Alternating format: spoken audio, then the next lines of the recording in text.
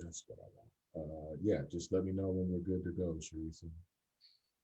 Oh yeah, Looks like we're I haven't seen this streaming one. live. Did it pop up on there? Yep, I see it live. Okay, okay. Hello, everybody. Welcome to We Are Listening. My name is Ahmed Dents. I am the Development and Artistic Associate here at San Diego Repertory Theatre. Thank you for coming back and joining us. This is We Are Listening, our bi-weekly salon where we are showcasing Black excellence. Yeah, that's what I'm saying. Black excellence in the performing arts and theater world. And I would like to also welcome my co-host, the artistic programs manager and local casting director at La Jolla Playhouse, Jacole Kitchen. What's up, Jacole? Hey, everybody. Hey, Ahmed. Before we go any further, I have to stop this broadcast for a very special announcement. What we got? Today, we are celebrating a very special birthday. I'm sorry, Ahmed. I need you to stop sharing your screen for just a moment because I need y'all to join me in a bit of a happy birthday chorus. Y'all know it. Oh, dang it. I can't hear it. How come we can't hear it? There you Wait, go. I can hear it. there it is. Happy birthday to you. Happy birthday. Happy birthday to you. Happy birthday to you. Happy birthday. Y'all don't know that song actually goes on for a good 5 minutes. There's like 17 verses to it. So we're going to stop it there. Y'all didn't think we were going to do regular like happy birthday. No, this is a black show. We do a black happy birthday. I need just happy birthday, Ahmed. Thank you. You Thank you didn't think very that much, I was going to Nicole. actually let us get through this broadcast without, Look, making a big deal and y'all, doing that, right? Nicole knows I do not like making a big deal about my birthday. That is why she did that. Darn it. But Yes, she thank did. you. She's thinking about keeping this up the whole broadcast, but I don't want to be distracting. But no, just wanted to take a minute, reach out. Ahmed holds this down for us every day. Ahmed is the main curator. I am absolutely his partner in crime in this, but this is the guy that is holding it down for us every week, making sure that we communicate, making sure that the guests are reached out to. So just happy birthday, brother. Thank you. Thank you. I appreciate it. Thank you very much. Yes. My 49th lap, y'all. I'm on my 49th lap around the sun. We'll see what happens on the 50th lap. But thank you very much. I appreciate it. Okay, y'all. Before I was so rudely interrupted, no, not rudely. Thank you very much. I do appreciate it. Again, this is We Are Listening. See, now Jacole threw me all off with the Stevie Wonder Happy Birthday and all that. That song does go on for a long time, y'all. You should see what my mom wants to sing that. It goes on for a long time. This is We Are Listening. It's our bi-weekly salon where we showcase Black excellence in the performing arts and theater world. It is in partnership with La Jolla Playhouse and the Old Globe. We always want to give a shout out to our other partner in crime who is not here. He just refuses to come on camera. It seems like unless his artistic director is going to be a guest, Mr. Freedom Bradley Valentine of the Old Globe, man. Shout out to you, man. Thank you for everything you do behind the scenes. Just want y'all to know that that is the three-headed monster that puts this thing together. And of course, as always, our MVP, you never hear her, you never see her, but we want to give a shout out to Charissa. She is the one that makes this engine go and make sure that this show gets off to a start every week. Thank you very much for Charissa for doing your thing. I want to get into a couple of announcements, and right now I'm going to throw this over to Jacole to start us off with a couple of announcements. Yeah, as always, the digital wow continues at La Jolla Playhouse. We still have a couple of programs that are running, but there's always things that you can rewatch on the lajollaplayhouse.org. Check out what we've got as far as the digital wow series. But one thing that we're super excited about coming up is the 2021 Pop Tour, Pick Me Last by Idris Goodwin, directed by yours truly. Normally, this is a production that the Pop Tour production reaches over 20,000 students in San Diego County every year by touring elementary schools, and in many cases bringing the first dose of live theater to a lot of students. This is their first touch point with theater ever. So this year we are doing something really special with the Pop Tour, since we are not able to go in schools. Heck, nobody's been able to be in the schools, much less guests. But since we aren't able to be in schools this year, we still want to make sure that the Pop Tour is able to hit that 20,000 number and beyond. So we are going to be streaming the Pop Tour. We go into rehearsal next week. You guys, my friends, there's builds that are happening. There's design talks. There's schedules that are being shared. There's rendering. Somebody's going to build me a model. There's theater that is happening, but we are just going to happen to stream it and be able to provide that free for educators and for families. So please, please, please, the target audience for Pop Tour is always 3rd to 6th grade. However, there is something for every age to enjoy, and especially this new piece by Idris Goodwin. He has such an amazing way of touching audiences of every single age. Please, please, please check out what we're doing with Pick Me Last. Can't wait for students to be able to see this piece. Y'all head on over to lajollaplayhouse.org and check out what is going on, get some more details. Thank you for that, Jacole. Also want to let you know about some things happening here at San Diego Repertory Theatre. Of course, we are still streaming Bollywood Kitchen. Make sure you check that out. We have a perform tomorrow, March 5th. Puccini Live from Florence, starring Hershey Felder on March 14th. Get your tickets for that. Something really special that I really want you guys to check out. San Diego Repertory Theatre is having our Black Voices 2021 play reading series. This is going to be an excellent series. March 15th, it all kicks off with Polar Bears, Black Boys, and Prairie Fringed Orchids. Then we'll get into Baton, Mud Row, and The Great Khan. Excellent, excellent plays. We really had fun picking these plays and checking them out. And look, like Jacole's saying, we're kind of getting back to how we do things. So what I want y'all to know about the Black Voices series, and I'll be giving you more information and making more videos for you guys. These are not going to be streamed in perpetuity. We're getting back to where, hey, the Black Voices, the Black Voices reading for Polar Bears is on March 15th at 5:30 p.m. Log on and watch it on March 15th at 5:30 p.m. We kind of want to get back into how we do things. We know when we get back to doing theater, we'll have a hybrid model of live shows and virtual shows. But like Jacole is saying, it's kind of fun to finally kind of get to places where we are actually planning to do things and have sets and rehearsals and things and such. So make sure you get on over to sdrep.org and check that out. Make sure you get on over to lajollaplayhouse.org. Then make sure you get on over to theoldglobe.org. And I want to say to all the supporters, all the donors, all the board members, everybody who supports the San Diego Rep, La Jolla Playhouse, the Old Globe, thank you for your support during this time. We are working as hard as we can to find a way to bring live shows back to you when it's safe to do so, but we can't do it without your support. Thank you, all of you. You guys have been wonderful. All of the well-wishing that's comes in with your gifts and everything. So we just really appreciate it and want to say thank you. Let's go ahead and get into this week's show. We have a very, very special guest to introduce you to. For those of you who don't know, like I said, this is, we started off this thing where we just kind of wanted to hear from Black folks about what was going on in the industry, but this has turned into a showcase of Black folks in theater and performing arts, and we're continuing that tonight. I want everybody to go ahead and welcome into the room the Associate Artistic Director at Trinity Theater, Artistic Director at American History Theater. Everybody, please welcome, give a big WAO welcome to Kandace Crystal. Come on in the room, Kandace. Woo-woo. Hey, y'all. What's up? Hi. I was dancing in the back there. Y'all missed it. I like broke it all down over here, but then I got tired, so I had to sit down. I was secretly hoping you was going to make an appearance and come and jam with me. I did, but I didn't want to take attention away. No, dang, we should have planned that better. We should have communicated, but no, I wanted to see that. Yeah. Kandace, we know you are busy as hell, something me and Jacole know nothing about. We know you have got a serious loaded schedule right now. But really, thank you for taking the time to come on and chat with us here on We Are Listening. We greatly appreciate it. Of course, it's my pleasure, really. I've watched so many of your other ones, and I realized I'm like, oh, you could go on Eventbrite. I just watch it on Facebook. So I'm like, oops, I went the other way. My bad. It's all good as long as it's all good. Viewers is viewers. That's fair. Kandace, before we get into talking about, your career and everything that you got going on right now, because I don't know, people say this to me, they say it to Jacole, I'm gonna say it to you. I don't know when you sleep with everything you got going on right now. I don't know what that's about, but Why don't you go ahead and tell everybody, like I said, introductions are one thing, but we always like our guests to tell everybody a little bit about themselves, from their own perspective. So why don't you go ahead and just give us a little brief synopsis of how you got here and how you got to this point in this industry. Totally.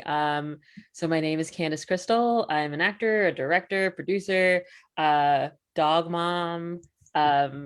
Those are my babies. I'm from Miami, Florida. I graduated from Florida State University. Go Noles. I love my school. But I started off as a debate kid in middle school. And that took me to a high school that was a magnet high school. And the only way for me to attend it was to get into one of their magnet programs for performing arts. So I got into their theater magnet, did that for a while. And then senior year, I finally decided, oh, maybe I'll do this as like a career. Why not? And then I realized I'd be broke forever. So that was cool. That was really, really cool. And my parents supported it. And I was like, great. So like, when I'm done with the industry, I'll just come crash on y'all's couch and it'll be great. But I've gotten really lucky. I would definitely say what got me to this point in my career is I've just always had family support. And I know not every artist I know can say that. So I'm really lucky and really blessed. I worked in corporate acting and modeling schools for about 5 years. That was fun. And then I took that and I decided I wanted to like take a full leap of faith. I moved to Atlanta for about 2.5 years, did some acting out there. And then I moved here to San Diego about 3 years ago in April. Oh my gosh, that feels like so long ago now. So then once I got here to San Diego, I just kind of jumped in feet first and said, well, we'll see what happens, and haven't looked back since. Ahmed, we can't hear you. It's his we can't birthday. Hear that beautiful voice. To act up. Because of course in Zoom fashion, I'm muted. Well, a belated welcome to San Diego. Shout out to all my Miami folks, all my cousins down there in Dade County and Opelika and all that good stuff, Liberty City. So, but thank you for coming on. Thank you. Let's talk about what you're doing. Let's talk about what you got going on. And I feel like this is a great episode because I got two badass Black women directors on this episode. So we've had board member directors, we've had board member episodes, we've had agent episodes. I feel like we got a director episode going on right here. Tell us a little bit about what you got going on right now. And then I want to talk to you about how the directing bug hit you. Oh gosh. Okay. So many things are going on right now. Right now, I am working on Harlem Duet with Coronado Playhouse, which actually there might be this really great actor named Ahmed in it. That guy. I'm adding one more hyphen, right? Adding one more hyphen to that list of artistry there. Not just a voice, y'all. Not just a voice. No, and he kills his role. So I can't wait for y'all to see that. So that's what I'm currently working on. I'm also working on The Mountaintop, which is going to be a collaborative show between American History Theater, the Roustabouts Theater Company, and TYPA. So that's really exciting because it's like we filmed this week for Harlem Duet, and then in a couple of weeks we film for Mountaintop, and I'm super, super stoked for those two. And then over at Trinity Theater Company, we actually just put this out maybe a week ago. We are doing something called Work It Women Plus. It's pretty much like a tribute to women in theater, both artists and playwrights. So if anyone's interested in checking that out, feel free. Still taking submissions for anyone who's interested in performing for that as well. And then I'm a Theater Alliance ambassador. So I'm working on the roundtables and all of that fun stuff. I feel like I've been talking a really long time, so I'm going to stop talking now because what am I not doing? Yeah, it's one of those things, man. You do it all. And yeah, it works. It works. And I don't sleep a whole lot, but I try to at least get a minimum of 6 hours. Our puppy wakes up at 6 a.m. So I'm up when he's up, like 5.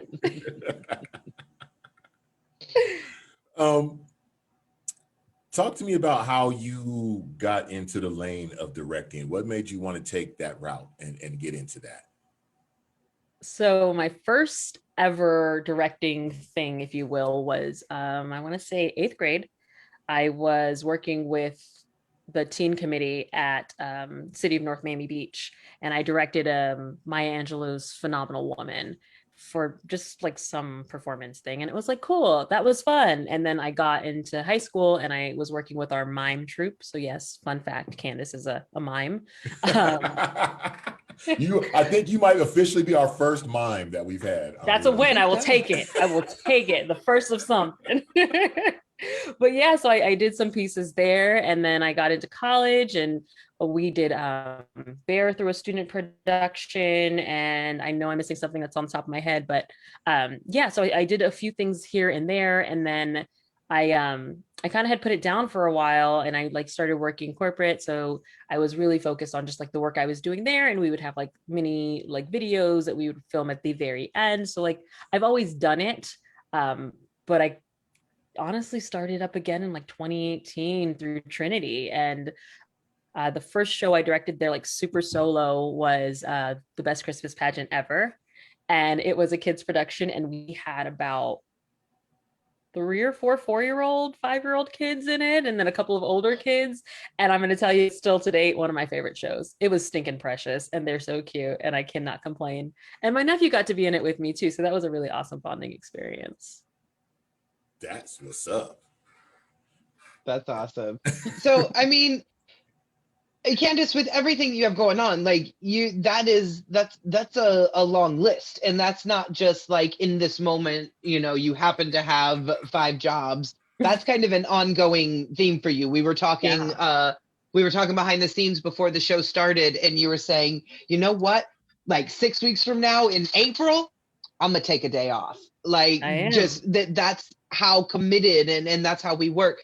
So can you just kind of talk a little bit about that sense of, and I joke because it's like, well, we do it to ourselves. Everything that we say yes to, we've said yes to, especially somebody like you who these are all jobs that you've created or freelance work that you are taking on to feed your artistry.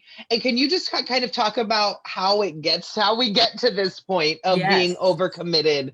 And then where do you find the balance? Finding the balance is hard. My mother will be so happy to hear she was right. I do way too much. But I think it's as an artist, particularly as a Black woman artist, I feel like the opportunities are so few and far between to do something you genuinely want to do, that when you have those opportunities, you have to seize them. Additionally, too, there's going to be a time where the gigs stop coming. And as long as they keep coming, I kind of feel like I have to take them. I have to take every chance I can, because if I don't take it, I'm going to regret it one day, right? So it's a balancing act, yes. But if you want to do really good work and you want people to respect you as an artist, for me, you do the work because you're serving the work. And if the work doesn't get done now, when will it get done? Who will do it? And that's one thing I've been exploring with the shows I'm currently directing. It's just the lens that we're seeing the show from definitely changes so much of how the show is interpreted. And that's a really big deal to me now more than ever, that we kind of take a step back and say, you know what, the right people for the story should be the ones telling this story, and exploring what that looks like is a little more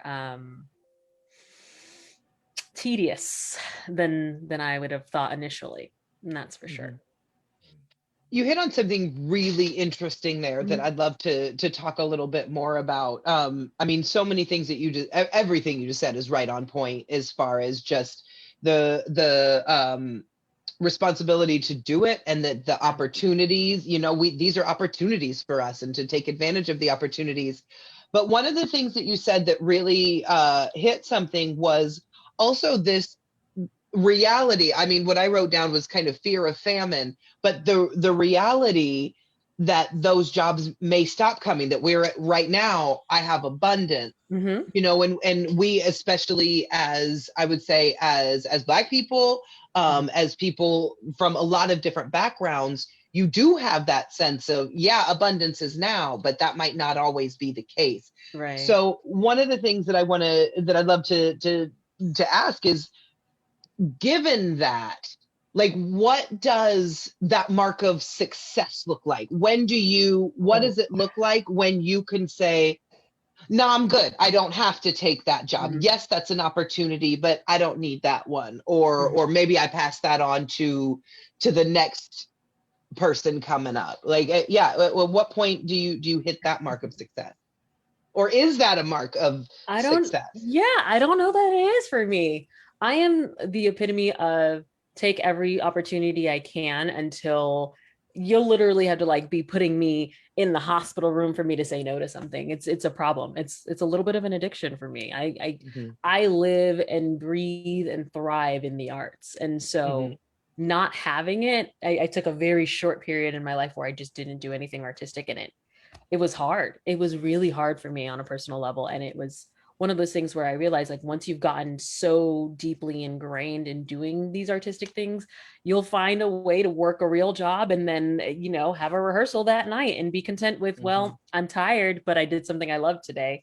And I think when people invest their time into the arts, they realize how much more it's needed than maybe what our culture or society tell us it is. And, you know, like I said, I've always been lucky to have the support coming from behind, like in my family, because, you know, when I seriously said to my mom and my dad and my stepfather at the time that I was going to be pursuing theater as a career, we had a very serious conversation of, are you sure this is what you want to do? Because what does it look like on the other side of it? And I mean, I think that was just so evident when COVID first hit. I took a $3,000 hit in less than 48 hours. It was crazy. All the gigs I had lined up, gone in a flash. So I was terrified that I wouldn't be able to do anything. I wouldn't be able to pay my bills. I wouldn't be able to support myself. And I know for so many people who are artists and do art, like work in the arts full time, that was a major reality check.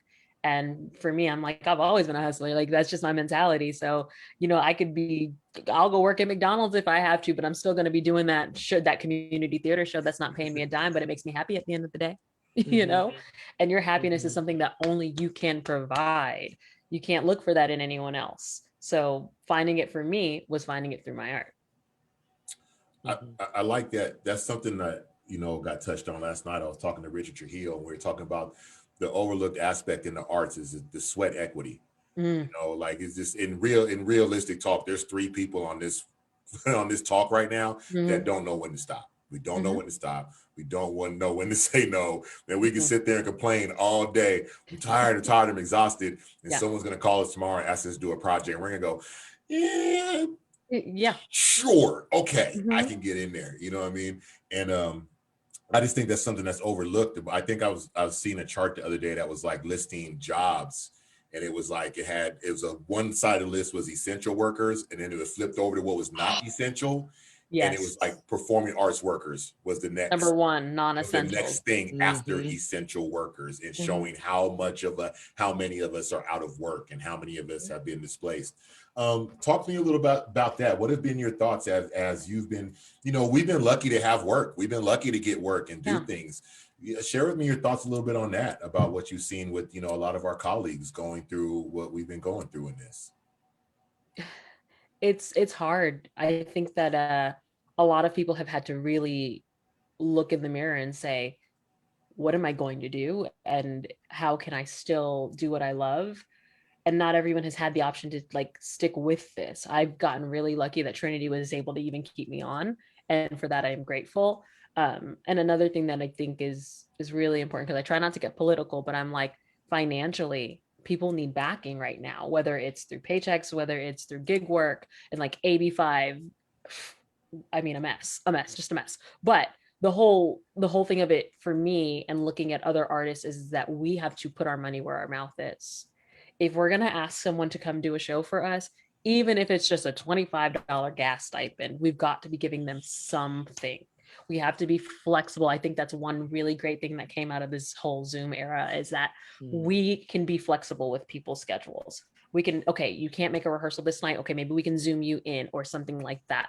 And I think that that's the biggest thing, is realizing, and this is more than just our markets, all markets, is that we have to allow for that flexibility for people. And we haven't always been able to do that.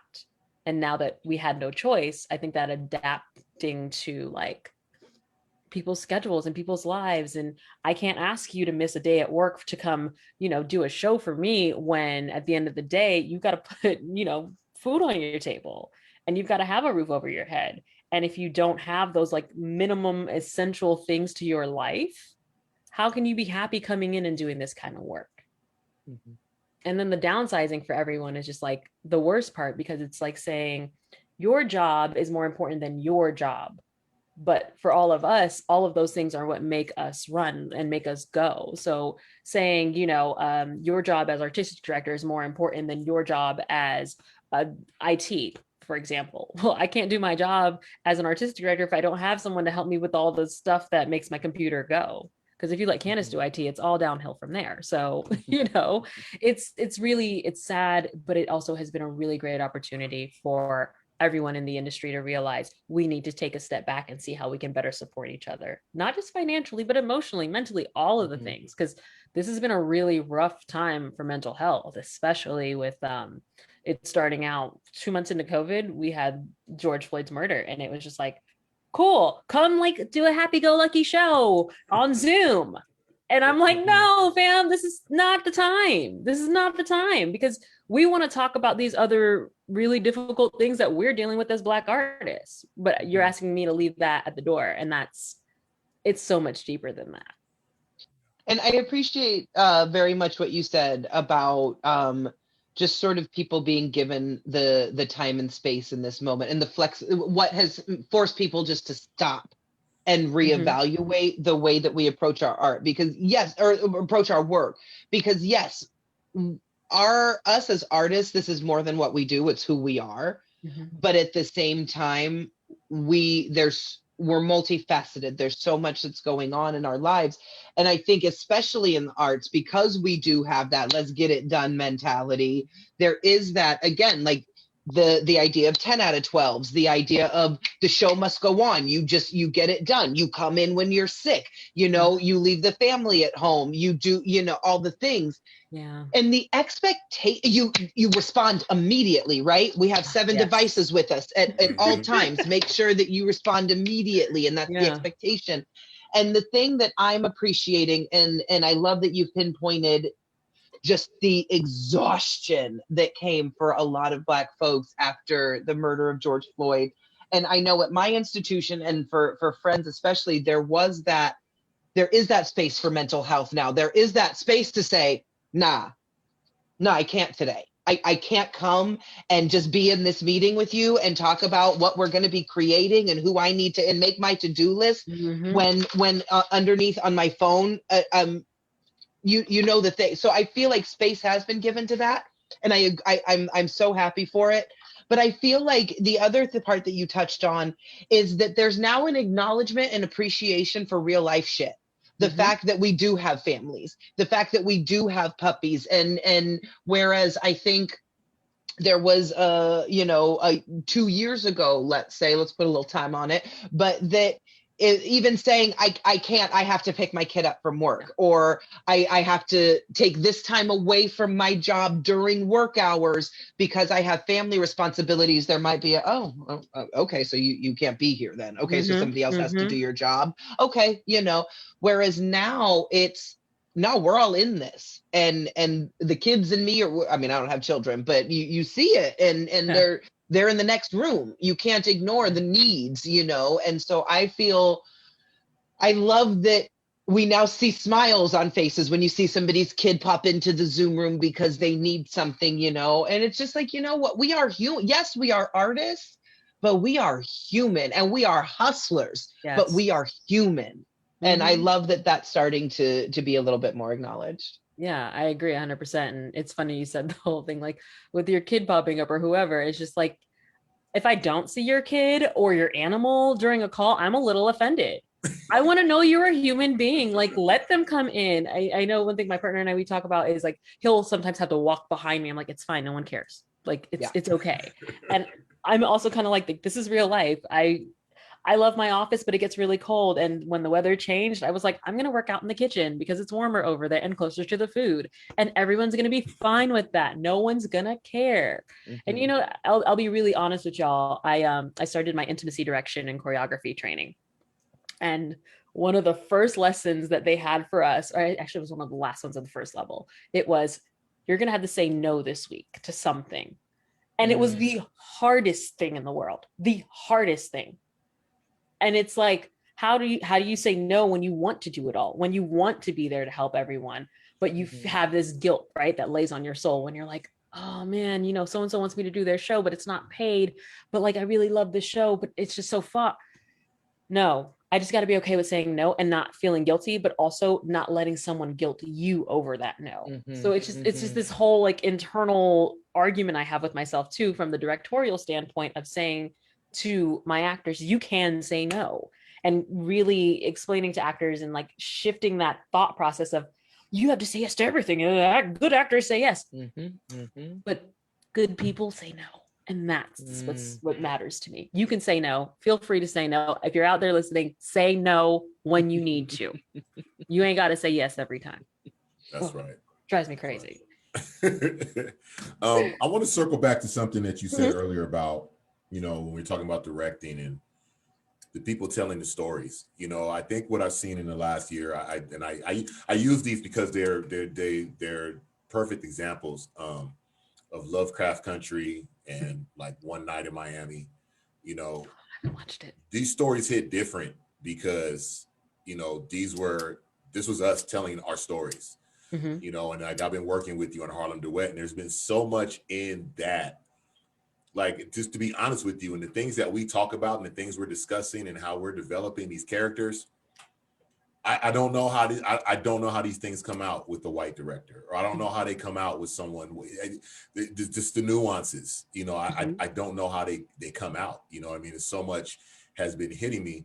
Talk to us a little bit about that, about just how important that is right now, that people recognize, like even these people running these theaters, like, hey, you want to legitimately tell the story, get the people to tell the story. Then get them. Don't think you got to do it. Don't trust your pseudo wokeness to tell the story. Pseudo wokeness. Find the people to tell this. To talk to us a little about just how important that is. Harlem Duet it's literally my baby. I got introduced to it when I was 15 years old in high school, and the meaning it had then compared to now is so very different. So I had this probably like an hour and a half long walking around Target. Anthony calls me and he's like, hey, have you ever considered like submitting a play proposal to Coronado? And I'm like, well, this is what I know of Coronado. And we really like touched on all of the things I knew. And it was refreshing to have someone say, here are our missteps. Here's where we want to go. Is this something you're willing to do? And it was a really, really great conversation with someone who was like, I'm willing to listen. I'm willing to be an ally in this situation, but I'm also willing to know that I have to put this in your hands and just be support. And that I think is part of why this whole process for Harlem Duet has been just so seamless for me. Cause I'm like, if the people we're working for, right, the producers, the companies, the playhouses, whatever, aren't willing to say, here's a misstep, or here's something I'm aiming to do, and I just maybe don't know how to do it, I need to bring people from that community in, then it doesn't happen. And that's one thing that was really, really important to me with a show like this, that I said, I need to know that I have full say over everything, with, of course, bringing you all in and saying, okay, is this a little too much for your audiences, or is this too blah, blah, blah, blah, blah. And that was something that I felt Anthony and I worked really well together with, was kind of talking about the things that happen in the show that I'm like, oh, this could be seen as blah. And it worked really, really well. And it was one of those things where too, I don't think this show would work with a non-Black director, particularly a non-Black female director. If you watch the interviews with Dejanette Sears, the playwright, one thing she brings up is who is Othello to me as a Black woman? And I'm like, a word, because when you read Othello from Shakespeare's eyes, it's a completely different story. So it's really, really imperative that if you want to tell these stories, it's an amplification of the voice. It's an amplification of the community. It's not, well, I like this story, so I'm going to tell it. Sometimes the best way to tell that story is to bring someone in who has lived it, or who has been through it, or who has worked with it and worked through that. And with Harlem Duet, dude, honestly, I look at Billy's life, and looking at it now, I'm just like, girl, me at 15 didn't even understand me now. And it's one of those things where if you're going to put up the work, you got to know that, well, if if it's not your story to tell, people will call you out for it. People will want to have dialogues about it, and you have to be willing to stand through that muck. Yeah. Can we Mm-hmm. can we talk about this for a second? Yes. Because as a Black woman, I have lots of thoughts on Othello, and I always have, and I've always want, because again, I'm usually the only one in the audience when I'm consuming it. And so I'm having feelings, and I've always wondered if other people did. And then I had the opportunity to see American Moore in New York, which is it's, oh God, I'm forgetting the actor's name. Beautiful, beautiful Black man, but that's not what it's about. Brains too, not just beauty, but beautiful Black man. But and he's a Shakespearean actor who's been playing Othello his whole career, and it's really, let me break down playing Othello from a Black man's perspective. And so it was so interesting.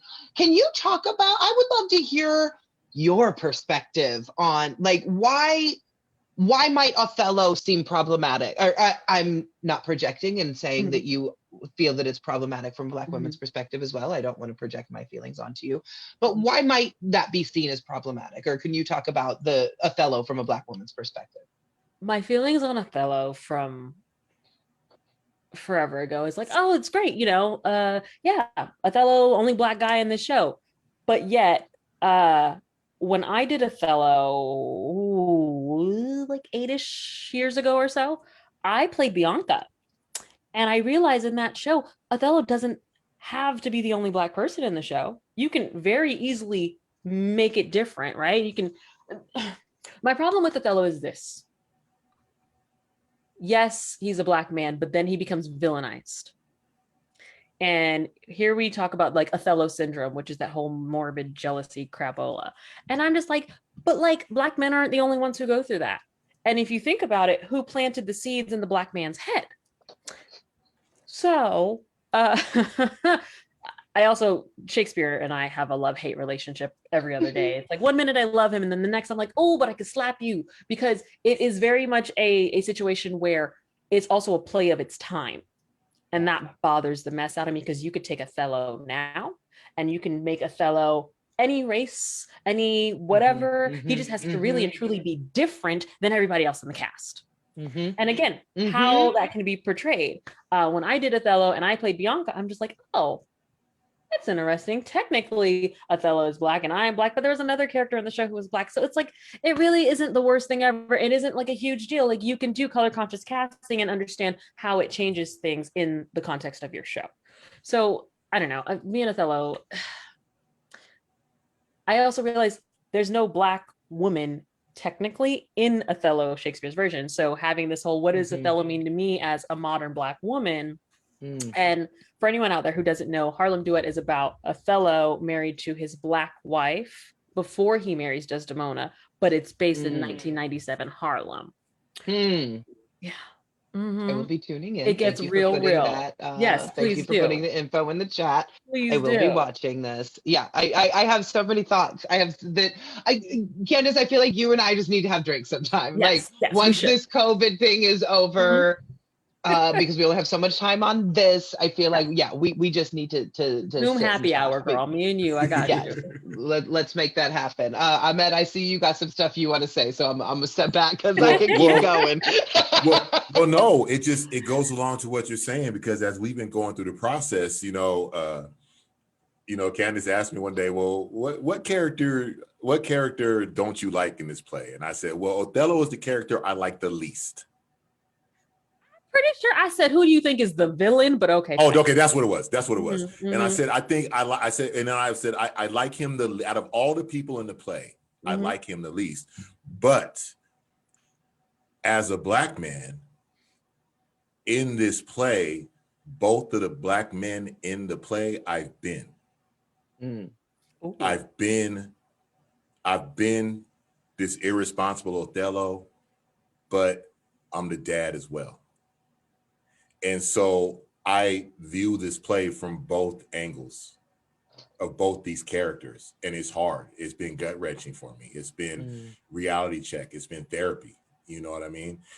But again, it's what we're talking about, is because we are in this room with these Black characters in Harlem, and we're all in this room having these discussions, knowing this history, knowing these, you know, idiosyncrasies, knowing these characters, knowing the history of what they're going through, knowing what the pains are, you know what I mean, from different angles, you know what I mean? It just goes back to what you're saying about how I'm not a Shakespeare fan, never have. I just can't yeah, sorry, theater people, just don't dig the guy. Sorry. Honesty. But yeah, it just goes along to what you're saying in this greater context of how, you know, these classics or these characters, you know, when looked through different eyes and different interpretations, open up so much, you know, that needs to happen with the whole canon of everything that we deal with.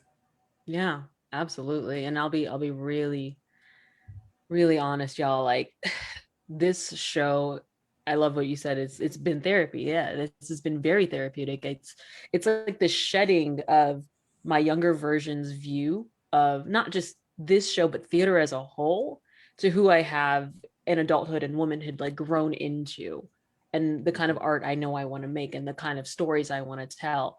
And theater as a whole, I think, has done that, because anytime I've had grief in my life, I've always jumped into theater. You know, my dad passed away 3 days before or 4 days before I was supposed to jump into a rehearsal process. And it was a Blind Spot collective. And I will never forget, they were like, do you need to drop the show? Like, if you need to, we understand. And I was like, no, I'm coming back. I'm just going to come back a little late if you guys are good with that. And it was honestly the most therapeutic moment for me, because it helped me get past everything I had just been through. And then, you know, even this week, like my grandmother passed away, and it was just like, holy crap, like really, it's tech week. We can't have deaths happening, but it's just also one of those things where I'm like, you've been dealing with people, these same group of people for 6 weeks, dealing with these really difficult conversations. And this is the soft place to land for me. I need to be with my theater folk. And that's the most like gratifying part of it all. When all these things happen, when tragedy happens, when life happens, theater is what we all seem to come back to. I mean, film too sometimes, but you know, theater mostly. And it's so true that it is therapy, and so much of what our job is, especially as directors, is to get people to dissect the situation and really get to the depth of what's really going on. And so and why are we saying the things that we're saying versus just, you know, saying the words, what's behind it, what is he coming in with? Let's get an entire backstory of this person. So that's our job. That's literally what we are trained to do. So of course that same kind of empathy is going to be put into the humans that we are interacting with in that regard. And it's funny when it happens, because I do private acting coaching, and a lot of the coaching that I do is professional development and helping people to just kind of move along in their careers. And there was a moment I was working with one of my students, and I was giving some sort of like philosophized career advice. And I mean, because what I'm hearing you say is da da da da da. Why would you do that? Why would you do that to yourself? And as I was saying it, this giant light bulb went off, and I went, oh, I do that to myself. Oh, that's good advice for me. I'm gonna go ahead and take that and run with it, because really what it is, it's dissecting, it's talking. Yeah. It's talking through what's going on. It's talking through, it's getting present with the situation. And so, you know, my dad used to tease me a lot, because I'm very emotional, and he would tease me and say, oh, she's a thespian. She's crying because she's a thespian. And I went, no, finally, I was almost 40 when I had this realization. And I went, no, I'm a thespian because I cry. I don't cry because I'm a thespian. I'm not over dramatic because I'm a thespian. I'm a thespian because I feel. And so I found an artistry that supports who I am as a person. And so it's just, I don't know. I feel like a lot of it, because we do have that hustle. We do have, again, all those things we were talking about. But the reason we do that is because of the human connection, is because of the therapy that it is for us and for everybody around us. Oh yeah, absolutely. I girl, let me tell you, theater has gotten me through some things that, you know, I do love my therapist, shout out to her, but like theater's gotten me through some things that I could never, ever have gone through otherwise. And it's, it's a lot. It's a lot sometimes when you're processing it all, and especially when you're working on multiple shows that both have really heavy things and like the intersectionality between them. And I just want to say too, I have probably worked with the dramaturg once, maybe twice before in my professional career, but Kimberly King is our dramaturg on both of the shows I'm on right now. And I just want to give her a huge shout out, because shout out to Kimberly. If you can afford a dramaturg, get a dramaturg, because we were having debates behind the scenes about things. And I'm like, you sure? I read it as this. Well, I read it as this. So let's talk about these things. And it was just like, honestly, one of the best things about both of my rehearsal processes right now, and having her in the room to explain certain things to actors that maybe I'm not getting across well, or maybe I'm not fully understanding, and it's almost like having history in the room. But it really is. It really does change the game. And especially with a show like this, where we have a historical piece, but then there's like music pieces that are called for within the show, and how they all kind of tie together for the actors. And I have one actor who he loves everything music and just dances during rehearsals, and I'm like, you good? All right. And that, I think for him though, it helps him connect so much more. And there was one day I let him just work with Kimberly on a monologue, because it was more Shakespearean monologue than anything, and it was just so good after they got to talk about the history behind that. And again, we talked about the lens, and it all comes kind of back to the same thing. Like, when you're telling it through one person's eyes, it's seen one way. But when you tell it through someone else's eyes, someone who's lived through that, someone who's been through this, someone who's felt that othering, in the case of Othello, it changed everything for me, especially about Othello as a show as a whole too. So just my 2 cents. But I'm nobody, so it's okay. Candace, would you mind talking briefly about what a dramaturg does for those who aren't sure, yes. and again, why it's so important and such a blessing when you have a dramaturg? Yes. So sorry. So a dramaturg essentially is your historian. I'll say that on set. Like, they do all of the researching, they deep dive into it. So if, for example, for Othello, the play by Shakespeare, there was a lot in the show that's referenced from that. But then there were other references to like things in Harlem, places in Harlem, people in history. And every rehearsal Kimberly was at, I mean, the PowerPoints, the girl does great PowerPoints. Thank you, Jesus. But all the PowerPoints just breaking down, like there's a statue in it and there's a specific meaning behind the statue. I'm really bad at spoilers, so I'm trying not to give anything away. But there's a specific statue that's mentioned, and she gave us like a whole thing about why these statues were important. And I'm just like who else would do that but a dramaturg? Like, they look at the things in the script that I feel like anyone else would overlook as unimportant, and give it the weight that it deserves. I'll go with that answer. And it's also just how important that there's a cultural understanding for your dramaturg as well. Just as important as you're talking about having the right director attached to a project that has the right cultural understanding. I can't reiterate enough the importance of having that in a dramaturg as well. Agreed. Sorry, go ahead, Ahmed. I didn't mean to jump in on you. No worries. I wanted to segue a little bit into Mountaintop and what that's like for you working, anytime you're working with these, these giant Black mythological figures of, King or Malcolm X. And the only reason I say that is because when we did a production of the Mountaintop here, and Katori Hall talked about it, just the term that she used, it stayed with me, about the Jesusification of Martin Luther King, and it's always been my thing is, going back to Miami, going back to Alabama, and always remember there was 3 pictures that was on the wall in Black folks' house, in the old Black folks' house. And that was Jesus, John F. Kennedy, and Martin Luther King. That was like the holy trinity of who went up on the wall. You know what I mean? And now add Barack Obama to that. That's the 4th. That's true. That's very true. Now it's not a trinity anymore. Obama might now. I would venture to say that Obama replaced Kennedy. I mean, I have not been in those homes of which you speak. For the older Black folks, he went up there with him. Yeah. And then it became a quad. It was fine. Right. I will say that there are mentionings in Harlem Duet of Dr. King as well as of Malcolm X and all of that. So it's been nice to have 2 things that kind of parallel each other.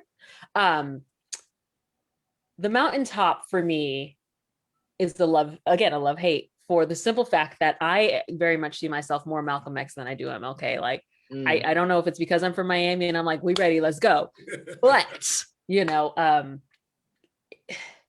Dr. King was human. And that's a large part of the problem is like nowadays, especially people are like, oh yeah, this is all he cared about. And all he cared about is civil rights. But I'm like, have y'all read his file? His file is intense, right? And when you realize all of these things that weren't this shiny image of him, I liked him way more than I did before that. Because I'm like, you know what? He was a human being, and that's okay. People are allowed to have missteps. It's what you do after making said missteps. And ultimately, you know what? I'm always going to respect him as a Black woman, because if he didn't do all the things he did back then, I wouldn't be anywhere near where I am today. And that, to me, is even more important than who he was behind the scenes.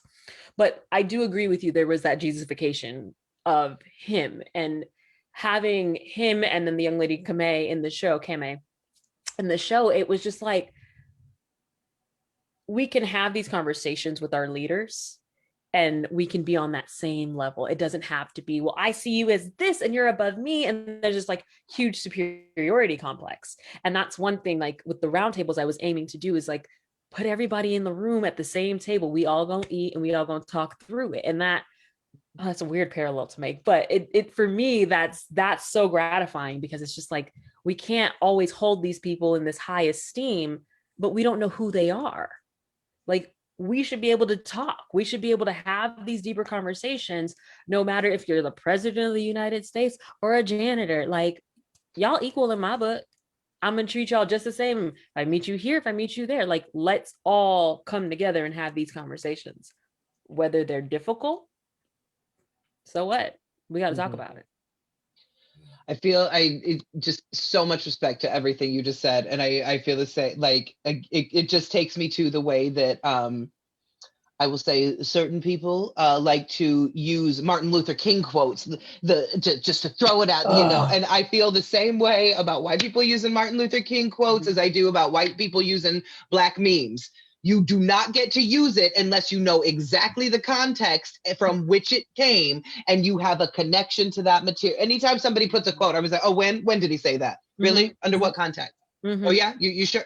Whew. Yeah, but again, but that Jesusizing, you know, of well, this is the great. Yeah, I'll stop and pull back, because again, all respect to everything that was done, but it's the way his words, his likeness, his the view of his life, the tiny purview of his life that we want to use for our benefit in modern day society. Right. Yeah. And I love Black Twitter, and I'm always on. And his daughter made a comment about that on one of her tweets. I think it was actually on his birthday, where she was like, y'all want to sit here and use my dad's stuff. And I'm totally paraphrasing. But she was like, yeah, you want to sit here, you want to use my dad's stuff, but y'all don't want to live by what he's actually saying. I mean, but these are the same people who are going to quote the Bible, but not, you know, just so y'all know, like, premarital sex is in there and it's not supposed to be a thing, but quote it at me. Go ahead. You know, if you look at a woman, you're supposed to pluck your eyes out or whatever it says, right? You worry about how we dressing, but you ain't worried about what y'all doing. Okay, I'm off my high horse. I'm off my high horse. No, convenience quotes. Convenience. Yeah, I can't do it. I'm so with you. I can't do it. Like, just how it is so frustrating sometimes as an artist, because you're just like, dude, like, I am pulled in too many different directions to be sitting here having to argue with you about history and all of the quotes that you're trying to throw at me from the Bible. I'm like, but what are you doing? Like, lead by action. Let's not talk about it. Let's be about it. That's always been my motto. That's right. Let's talk a bit about, you know, we're talking about Theater Alliance, and we've all been in, since last year, we've all been in all these workshops and affinity spaces, and this, that, and, you know, we all are zoomed out, and it's, you know, like, we all just talk to each other like we're on the Hollywood squares. We just all in the little boxes all day. You good? You good?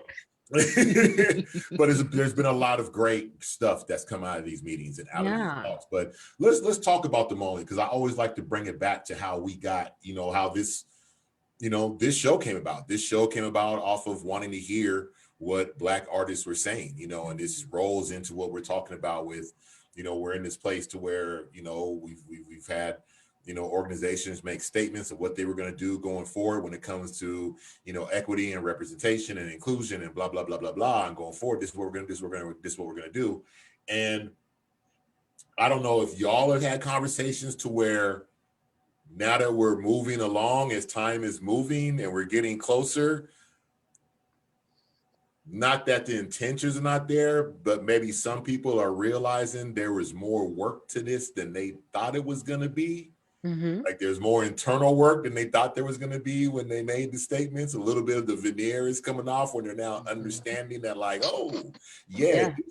This is the thing that you said you was going to confront, and you thought it was just going to be at the snap of a finger, but it's not. This is how deep it is.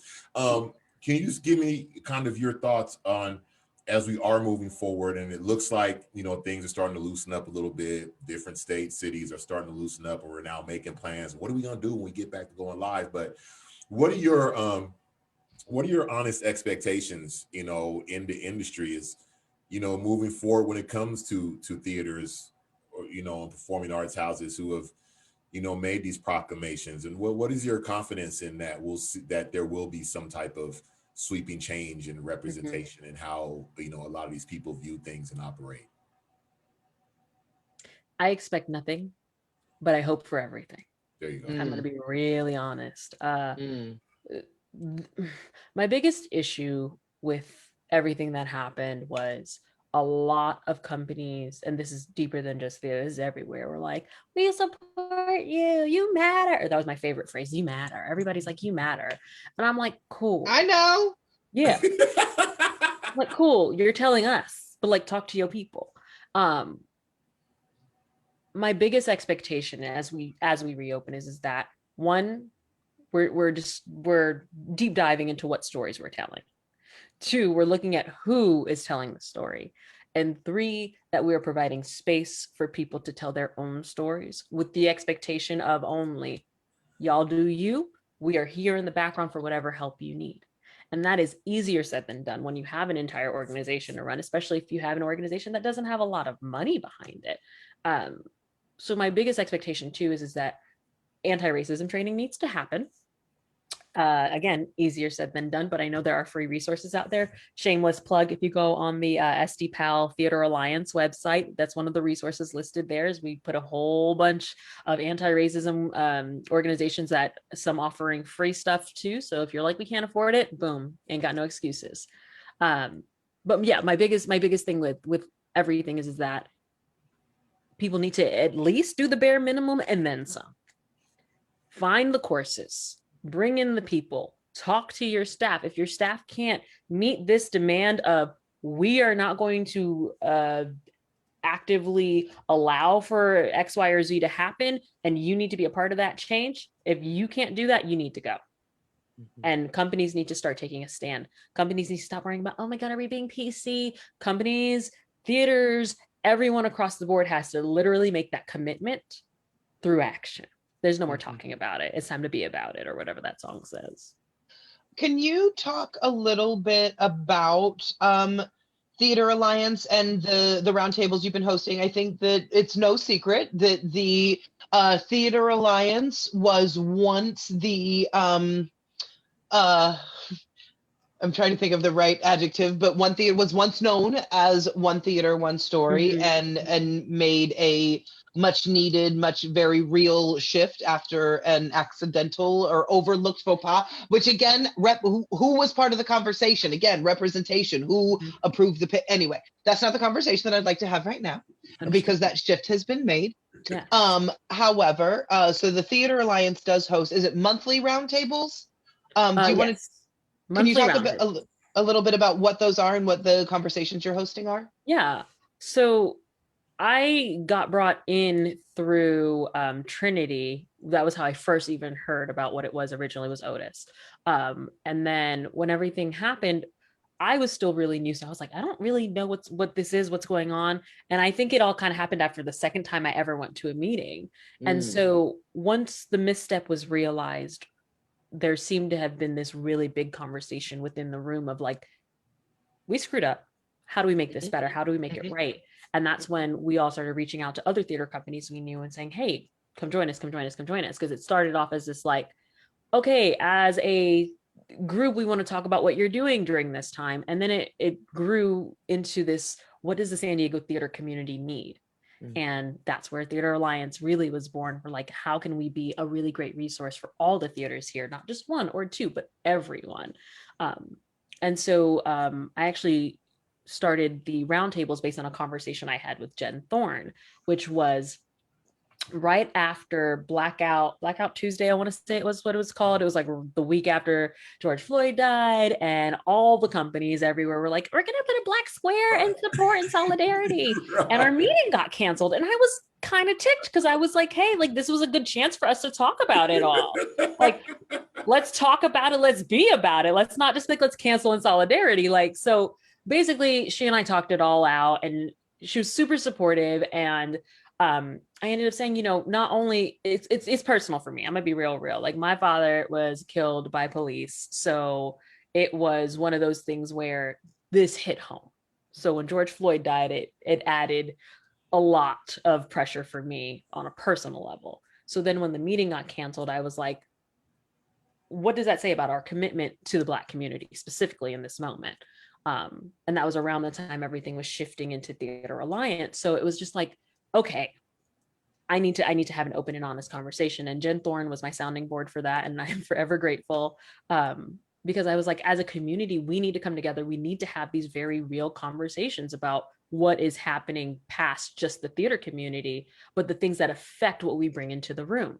And so she encouraged me to start it, and was a really great support system at the very beginning of how I wanted to do it, and helped me find some people to talk to about everything. And then when the ambassador group came along, we kind of took it over from there, and then created a few different categories we knew we wanted to have. And that's where the diversity and inclusion one was born from, where every other month we focus on a different community. So our first month was the Black community. Our second month was the Latinx community. And then our next one is women in theater. And then in between those, we have other really important issues that happen or that we deal with in the theater community. So one was like sexual conduct. Then the other, we did a check-in one. And then we have coming up, we have diversity and inclusion for Asian and Pacific Islanders.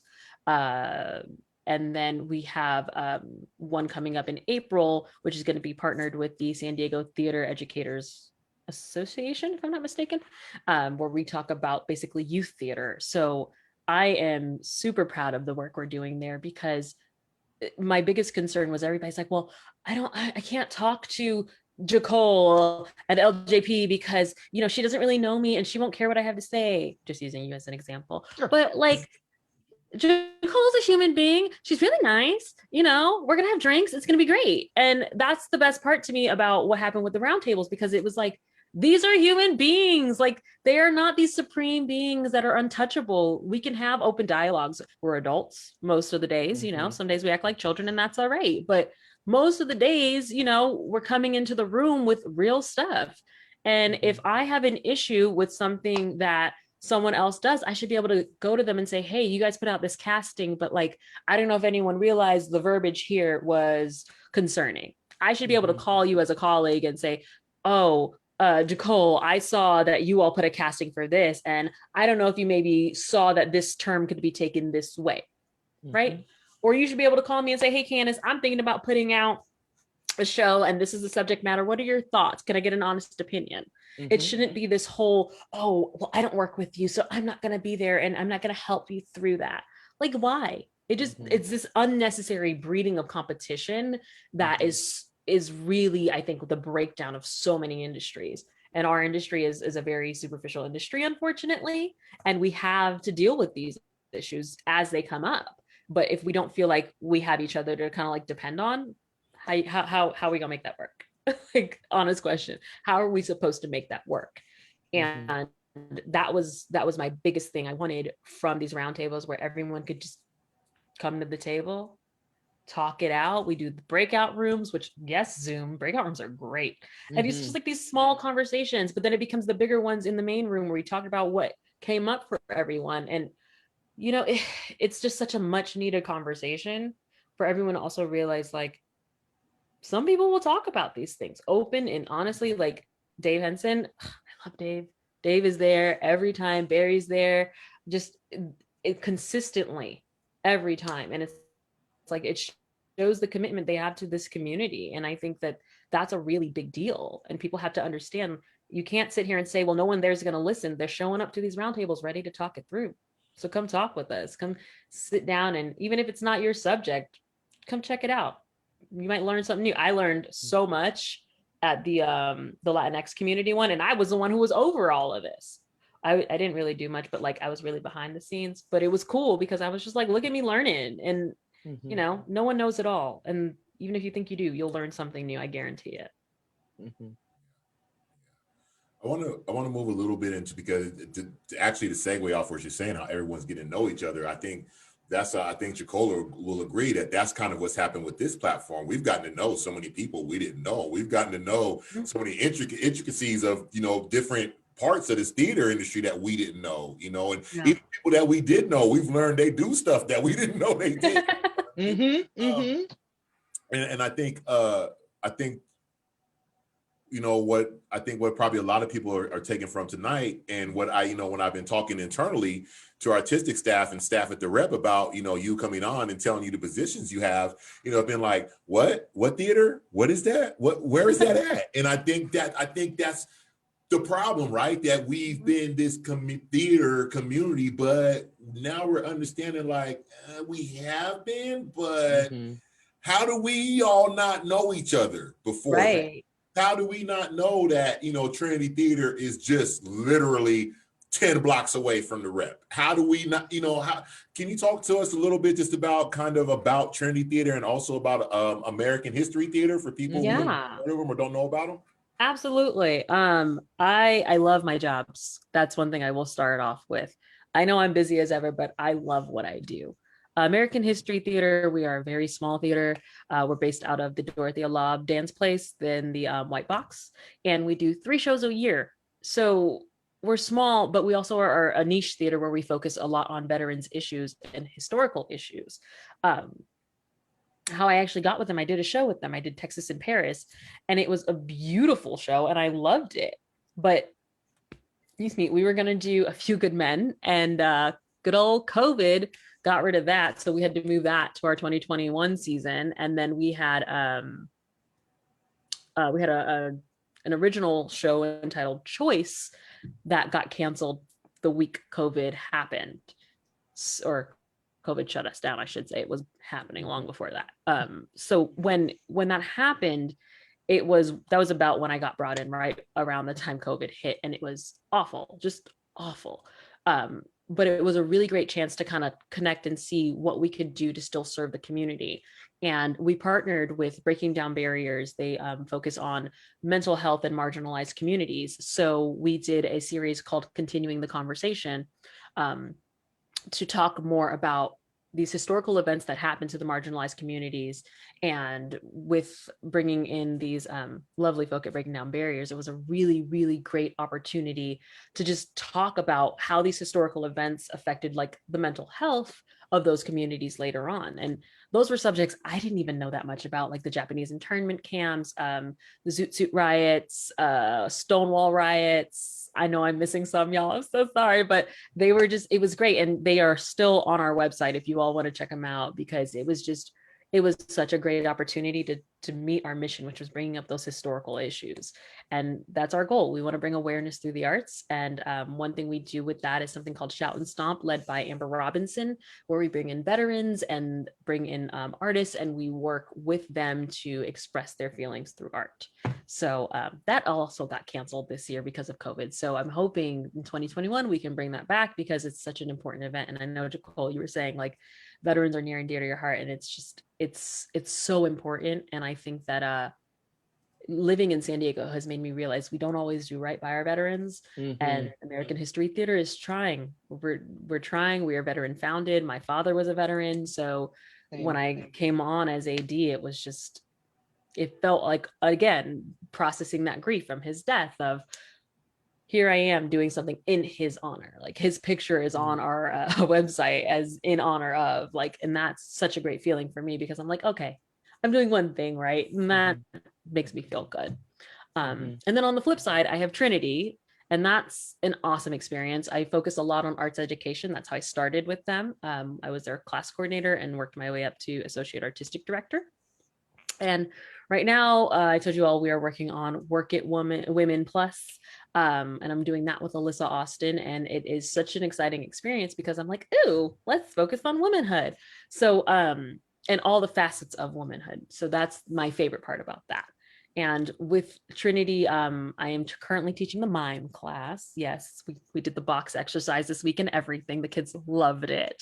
But we're also like realizing where our spots are, like our blind spots. And one thing we're working on is currently trying to develop some like multilingual programming. Easier said than done because I speak some Haitian Creole, but it is not strong. So like that's fun, and like bringing in people from those communities and really talking through and working through all of that. But one thing I'm really proud of that we did was we brought on Cataboo Club Adventures. They are a small group that used to meet every Sunday and read a book, because Cataboo means book in Swahili. And every week they would get together. It was like a core group of kids. And so we brought them on to our Storytime Sunday presentation. So Miss Kanath, she reads a book with them. And then our actors perform that book or whatever, like Little Red Riding Hood. But Kanath has like 3 different versions. So every other week, it's a different version of the book. So for me, that was really exciting because I'm like, here I am bringing on another Black woman, go girl. So that felt really great. But I'm also like, for kids to see themselves in the books they read, the work that Kanath does in letting her use our platform to just amplify that is, for me, one of the most rewarding experiences. And then also exposing kids to theater during this time. Like some of them haven't had a chance yet to watch it because they're so young. So it's like, you can't watch Hamilton. Come watch this and enjoy it. Mm-hmm. Mm-hmm. Yeah, let's definitely make sure we connect, Kandace, on some of the veteran work, because that's veterans work is huge as far as the kind of programming and programs that I work on at the Playhouse. So let's definitely make sure that we connect and see how our institutions can work together on that. Yeah, I love a good partnership. Please feel free to give me a holler. Same. Everybody out there for partnerships. We love it. And Jacole, check it out. We got one more thing to ask her about. Why don't you talk to us a minute about this? Because, you know, she's a podcast host as well. Oh, that. Talk to us about 846, the Catalyst for Change podcast. Give us the lowdown on this. 846. So ironically, I was doing an interview with Drew Schlossberg about Trinity. And he and I had gotten to talking beforehand, kind of like me and you were talking before, Jacole. And when I was talking to him, my dad came up, so we talked about that. And later on, he was talking to Charles Parisi about me specifically and everything going on. And he's like, you should have her on. And so that was kind of where we met, and we were like, yeah, let's do a podcast. And we just brought in people from the community and interviewed them and really just talked about kind of how this event changed so much for so many of us. And it was, again, working through that grief and all of your work, and for some reason it just worked for me. And being able to talk to people, real people, tangible people, about how the epidemic has affected their own lives. I'm not going to cry. It was really powerful and really meaningful. And, you know, I feel like we worked on it summertime last year, and it finally all just came to fruition and is completed now. And, you know, it's just one of those things I'm just so proud of, and something I never thought I would do. I never thought I'd be a podcaster, but again, my dad used to always say, oh, you got that really great deep voice for a lady. You should do something like that, Kandace. And you know, boys used to tease me back in the day, but look at me now. Girl, yes. Yes. Yeah, that deep voice does something, doesn't it? Mm-hmm. Yeah, we didn't appreciate it when we were young, but the boys like it now. Mm-hmm. Now they're like, ooh.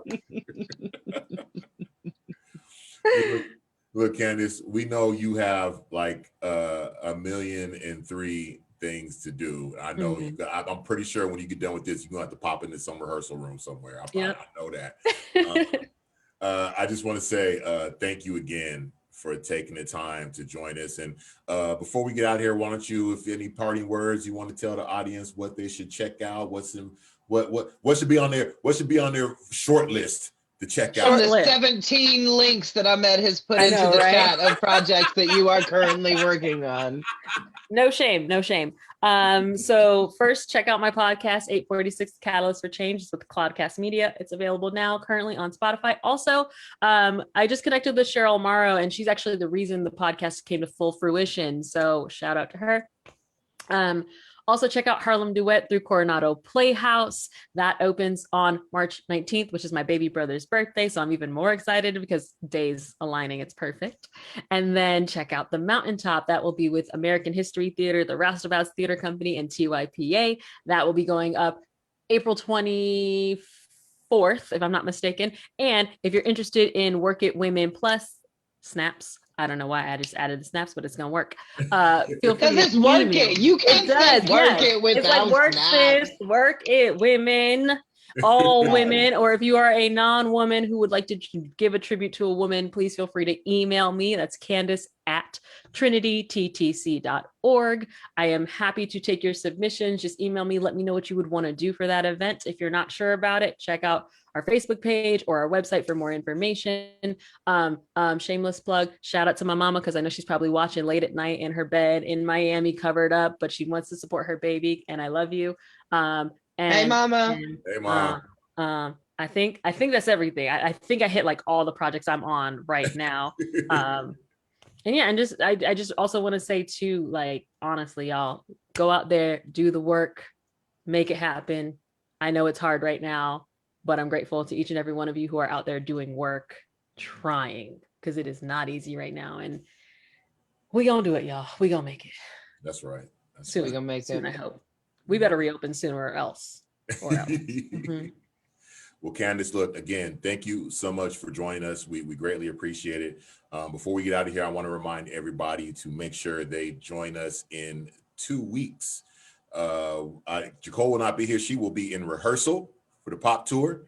We're going to leave a picture up there anyway. Make sure you guys come back and join us. We are taking things to the East Coast in 2 weeks. We will be talking to Mr. Keith Joseph Atkins. He is the artistic director for the new Black Festival, and he will be joined by Jonathan McCory, who is the artistic director for the National Black Theater. And Freedom knows these gentlemen very well, so hopefully maybe I'll get Freedom to come on and join me for that one. But please, you guys, come back. Again, Kandace, thank you very much. We appreciate it. I'll talk to you sometime soon. I know it'll be a long time before I talk to you again. Like, Really? Yeah, like Tomorrow. I'll see you for photos tomorrow. Exactly. All right, Kandace, before we get out of here, join me for one more chorus real quick. Yeah. Happy birthday to you. Happy birthday to you. Happy birthday. On that Right now, note, on that note, Kandace, Jacole, thank you very much. Thank all of you for joining us tonight. We will talk to you soon on We Are Listening. Everybody have a good night. And thank you, Sharisa, for making sure the bus stayed on the road tonight. Thank you very much. All right. Good night, y'all. Good night, everybody. Bye. Thanks for listening. All right.